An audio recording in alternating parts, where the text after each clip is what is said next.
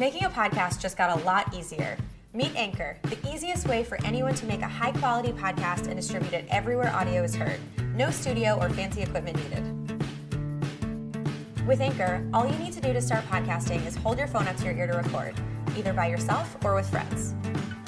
You can also add music, background tracks, and voice messages from your listeners all right from your phone. Then publish it everywhere, including Apple Podcasts and Google Play Music with just one tap. That's it. You're all set up. It's really that easy. You can use Anchor on the go or from your desktop, and either way you get unlimited podcast hosting. All this combined means it just got ridiculously easy to make your own podcast, whether you're a beginner or a pro. And the best part is that Anchor's 100% free. Get the app now for iOS or Android, or visit anchor.fm to get started. We can't wait to hear your podcast.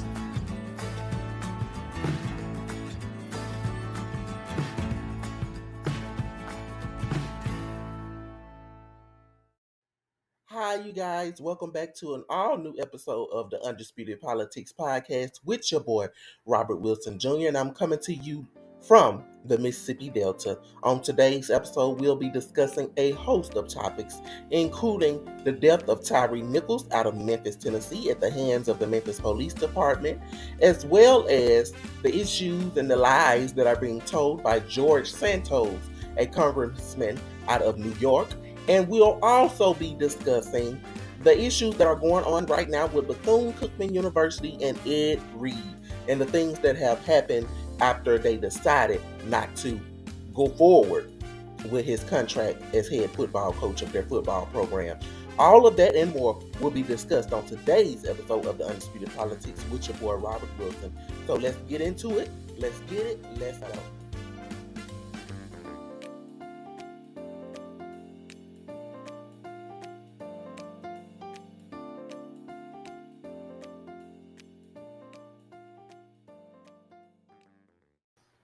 All right, so we're going to jump right into it with this first thing that I want to talk about today, which is the story of Tyre Nichols. Many of you who listen to my podcast over the years know that I used to live in Memphis. It's pretty much where I got into a lot of the activism work that I like to do. It's where I met a lot of my mentors and different things like that. And so this case is a little bit close to home for me because I still know some of the people who are on the ground, and I still communicate with them, and I still have relationships with people in Memphis. And so it kind of hits a little close to home. So I'll just give a little backstory about the story and what happened. So Tyre Nichols, he is a 29-year-old black man. He was hospitalized on January 7th and died 3 days later. And it is being reported that on the 7th of January, he was pulled over for reckless driving. And pretty much there was a confrontation with the officers who pulled him over. Somehow, apparently, Tyre was able to run away from the officers, and then eventually later on, they caught up with him again, and then another confrontation happened where they end up beating him and pretty much beating him to death. They beat him so badly that he was hospitalized, and then 3 days later, he pretty much succumbed to his injuries. People can speculate a lot of things, but you know that this case was so bad to the point where the Memphis Fire Department has had to fire 2 EMTs. They have already had to fire 2 EMTs who were involved in this incident. And just the other day, the Memphis Police Department came out and said that they have also fired the 5 cops who were involved in this incident.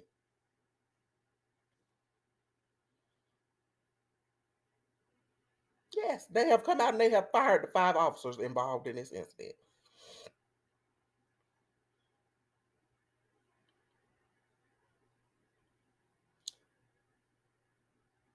I'm going to name them 5 officers, because y'all know how I do on this show. We unfiltered, we raw, and and I feel like it's important that we know who did this. The officers are Tadarius Bean, Demetrius Haley, Emmett Martin III, Emmett Martin III, Desmond Mills Jr., and Justin Smith. Now, they were all fired because apparently they violated the policies of the Memphis Police Department. Now, granted, I like the fact I'm happy that they were fired. I'm glad that they were fired. But to say they was fired for violating the policies of the Memphis Police Department, let's be clear. It is the policy of the Memphis Police Department to harass Black people. It is the policy of the Memphis Police Department to harass Black activists. It is the policy of the Memphis Police Department to gun down Black people in the city of Memphis. Let's not forget about Martavius Banks. Let's not forget about Darius Stewart. Let's not forget about all of these instances of police brutality that has taken place. Excuse me, that has taken place in the city of Memphis at the hands of the police. So let's not act like it's not the policy, because we know that not to be the case. And I'm going to get into more of that later on in this segment as I'm talking about this, why I feel the way I feel about that. But those 5 officers were pretty much, they were fired. And this morning, it was announced that a grand jury was convened. And that later on today, the charges would be brought. And sure enough, at 2 p.m. today, District Attorney Steve Mulroy, the Shelby County DA, the newly elected Shelby County DA, I might add, and the director of the TBI and others came out to the press conference, and they announced that all 5 of the officers were being charged.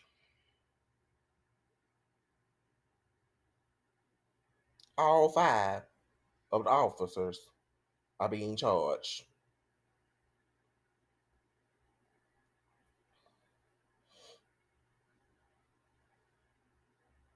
They were being charged.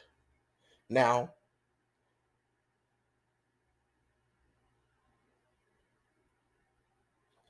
the charges include, I'm going to go down with the charges.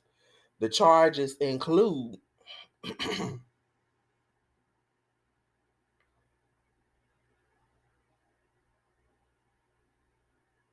I'm trying to give me a second. I'm looking, make sure make sure I give y'all the correct information.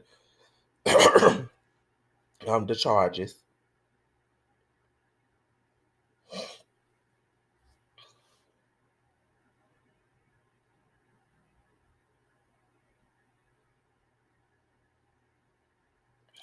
Give me 1 second. I'm pulling up the charges. But while I talk about that, they moved swift with this case.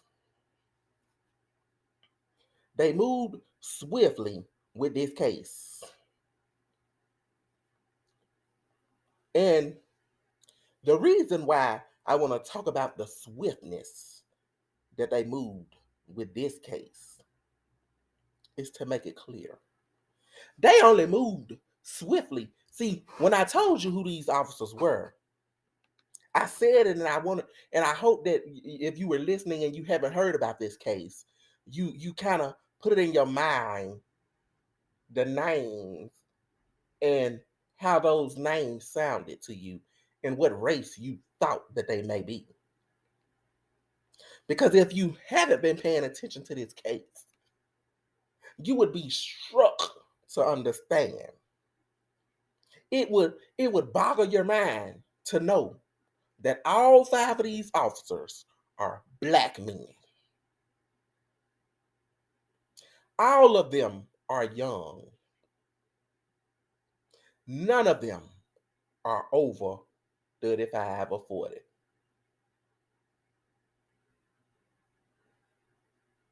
They're all young. They all just joined the police force within the last 5 years. So when I brought up about the policy of the police department, to set up and say that it's not the policy, well, yes, it's the policy. You hire young officers, you give them poor training, you let them go out, feel like they do whatever the hell they want to do, regardless if they white or black. And this is what happens often in the city of Memphis. It's not a one-time thing. I can name several names. Martavius Banks, like I said. Darius Stewart. You can go back through a litany of names.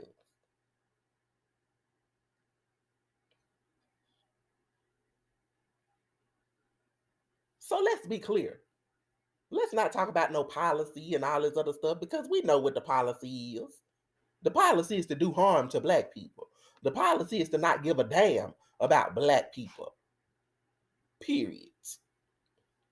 Now, I've looked at and I have the charges now. Each officer has been charged with second-degree murder, aggravated assault in the act of committing a felony, aggravated kidnapping, official misconduct, and official oppression. And all of these charges are felonies. Now, people can get around on the socials and people can say what they want to say, but let's be clear. Let's just absolutely be clear. This is a situation where me personally, they need to fire the police chief.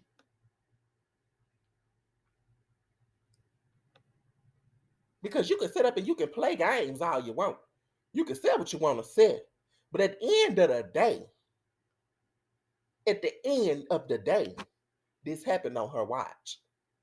And see, you notice when I told you who I was at the press conference today at 2 p.m., I didn't mention that the police chief was there. And see, people who aren't into communication and all of these things don't understand the optics of things and how things work. See, the fact that the TBI lead person was there, the Tennessee Bureau of Investigations, the fact that you had people from the FBI at the press conference, you had the district attorney there. The only people who were missing were people from the city of Memphis and the police department. And that lets you know, like I said, from the absolute beginning, that lets you know that the reason why they weren't there, because that's the policy. Why would I come stand up next to the DA while he announced charges against my officers when I know that that's the policy? It may not be the policy on paper, but it's the policy that we accept. It may not be the policy that's on paper, but it's the policy that we look aside for. It may not be the policy on paper, but it's the policy that we allow to happen.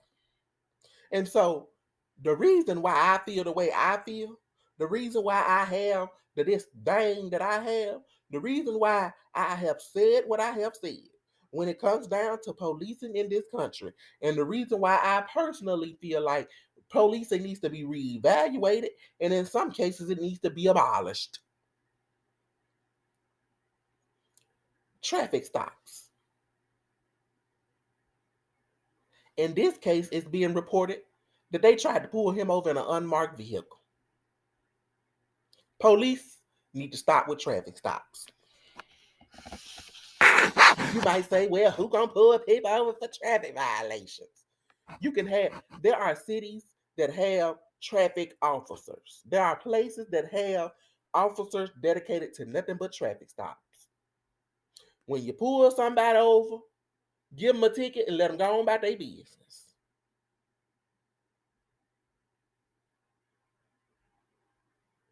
There's no need. And even if you are going to pull somebody over, it's no need for you to pull somebody over in an unmarked police vehicle. If you're going to be pulling folks over, you need to be in a police marked vehicle so that they know that they are being pulled over by legitimate police. The amount of issues going on lately with people pretending to be police and all of these other things, you think that somebody's not going to feel unsafe if you come pulling them over in a damn Jaguar? You come pulling them over in a Honda Civic? You come pulling them over in a black Charger that ain't got no tags on it? Yes. You're going to have people who are going to be afraid. You're going to have people who are going to try to run. You're going to have people who are going to not know what the hell is going on. So, yeah, of course, they're not going to cooperate with you. Especially when they know they haven't done anything wrong. And see, I know there's a crowd of people out there who say, just comply. Oh, my goodness, just comply. But let's be clear. Let's be absolutely clear.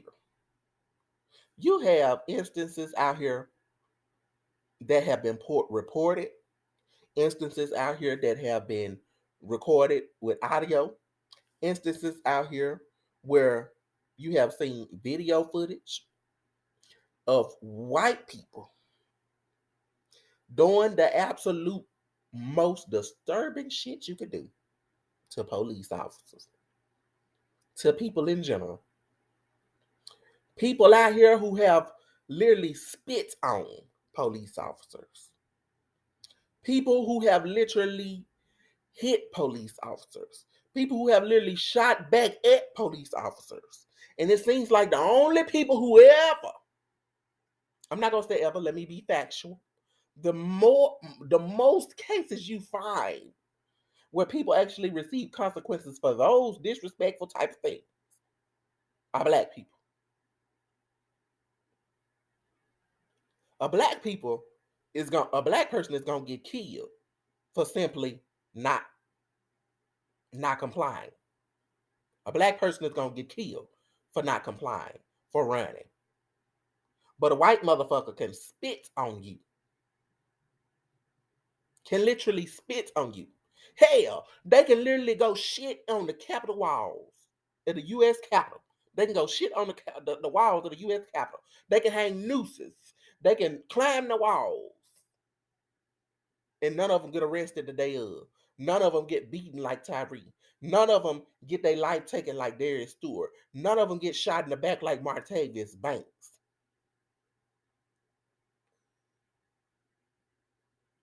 None of them. None of them get kneeled on their neck like George Floyd. None of them get chased down in their neighborhoods. None of them get shot in their own home in their bedroom like Breonna Taylor. And so I've said this a number of times on this podcast. I've said this a number of times in different speeches. I've said this a number of times in different conversations. The people are tired. This is not 1955, 1960. It's 2023. You are looking at a different generation of people. You are looking at a different time in our communications. People no longer have to wait weeks at a time to see things on the newspaper. They don't have to wait weeks at a time to get video footage to be on the TV because they had to wait on the telegram and all that other stuff. Things are right in our hands where you can see it in your phone. And so I'm saying this to preface what I'm about to talk about now. They are about to release the video. It is being reported by the family. It's being reported by the DA. It's being reported by the lead of the TBI that this video is going to be very damning. It's being reported that this video is going to be worse than Rodney King. In fact, Rodney King's beating, the video and the footage of Rodney King's beating was only about 1 minute and 40 something seconds. It is being reported that this beating lasted over 30 minutes. Not 30 minutes, I'm sorry. It lasted about 3 minutes, according to all reports that we've gotten. Again, the video has not been released. It's being reported that it will be released tomorrow. I'm recording this episode on Thursday. The video should be released tomorrow, which is Friday. And I'll more than likely, depending on how the responses and different things to the video, I'll more than likely do a special edition episode. But let's be clear. Let's understand the veracity of this. I get so tired, and I talked about this in 2020 during the George Floyd's protest when I first started this podcast. Let's be clear. I despise with all of my heart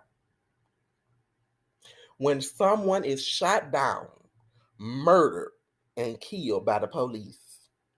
I despise when you have Black people, especially. Now, I expect nothing less from white people to get on the communications and to get on the social medias, to get on the interviews on TV and different things like that. I expect that from them, to get on TV and stuff like that, and to sit up there and tell Black people that they shouldn't be angry when this video come out, to get on there and tell Black people that they shouldn't be angry enough to go burn the city down. I expect that from white people. But when Black people do it, it pisses me off. Because you more mad at Black people for wanting to go burn that motherfucker down than you is at the people in the system by which Tyre was murdered. So put that anger where it's supposed to be. Now, I get people when they say that. Me personally, I don't as an activist, I don't agree with, excuse me, I don't agree with people rioting. I don't agree with people going out and being engaging in non-peaceful protests. I don't really agree with it. But I don't fault people. I don't ever get mad at people because people are angry. And you can say what you want to say about it, but people are entitled to whatever type of anger they decide to feel. Now, granted, there are some distractors who get involved and do things like burn buildings and different things like that. But I definitely understand the outrage that people have, because people are tired in this country. People are tired of having to say the same thing, president after president, city after city, congressperson after congressperson, senator after senator, police chief after police chief, DA after DA. People are tired of constantly, hell, even up to the Supreme Court, people are tired of having to constantly repeat the same things about how Black people are feeling in this country when it relates to policing. You have people who try to sit up there and try to give us all of these data points and all this other shit and try to negate the fact of how Black people feel in this country and the fact that Black people feel like we are on the siege. We feel like we are under siege in this country. And you had this racial awakening and all that reckoning and awakening and all of that other stuff when George Floyd passed away. But it is clear that this country is hell bent on continuing everything that they are doing to Black people. It's been 2 years since George Floyd. And you have a country that has yet to acknowledge what has happened to George Floyd and announce any type of policy changes within the policing around the country. You have a country that has yet to pass any law that will change the way policing works in this country. Even when even when Democrats had a majority in the Senate and the House, they was willing to go to the rounds of bipartisanship for all types of crazy stuff. But they could not get on the same page for bipartisanship when it came down to finding something that would help Black people as it relates to policing in this country. I fought that on Joe Biden. I fought that on Kamala Harris, and Kamala Harris is my girl. For people who listen to this podcast, y'all know I love me some Kamala Harris. But when we look at it, that should have been a focal point of their administration the last 2 years. Because Black people got them elected. Black people put them in the position that they are in. And we can't get a simple bill to eliminate qualified immunity. We can't get a simple bill on other types of reforms.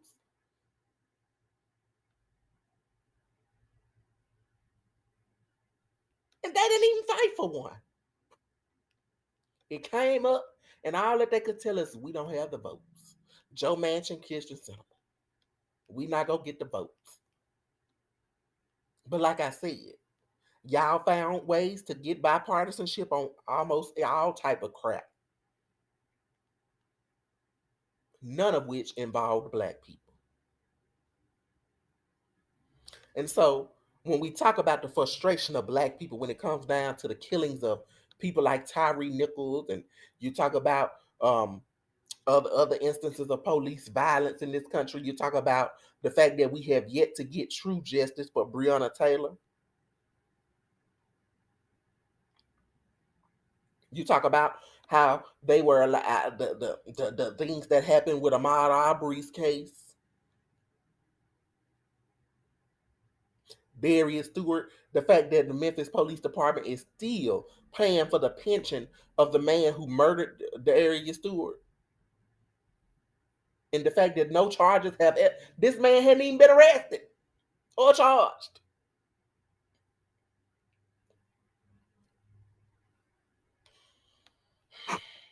I'm tired.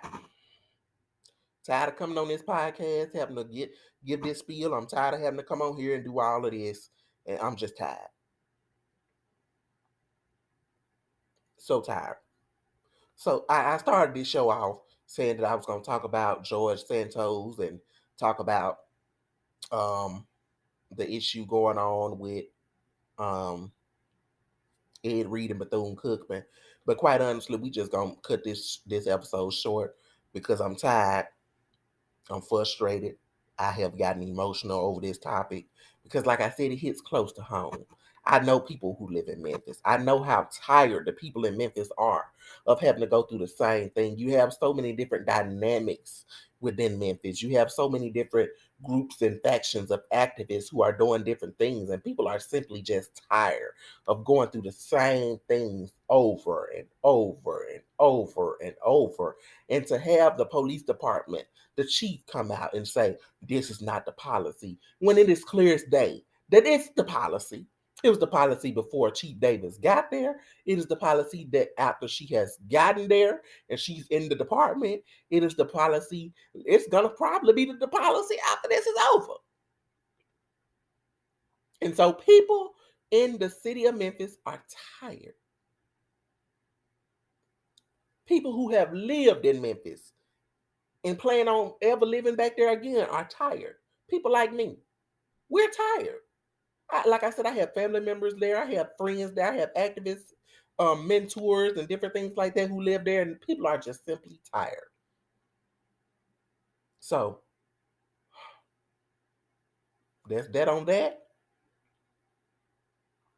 I'm going to go ahead and end today's episode. I'll probably do another episode where I'll talk about the things that are happening with Bethune-Cookman and Ed Reed. And I'll also probably do another episode on George Santos, because those two things are definitely important discussions that need to be had and talked about. And I know that people want to hear my opinions on those two issues. And so I'll definitely also be having an episode on those two things probably at another time. But like I said, I'm going to go ahead and end today's episode because I do feel a little bit of heightened emotion and I don't want to stress myself out over this. So I'm going to go ahead and end today's episode. Thank you guys for tuning in to today's episode. Continue to like, subscribe, and listen to the podcast on all of your major streaming platforms, Apple, Google, Spotify, and anywhere where you may listen to your major podcasts. Thank you again for tuning in, and we're out.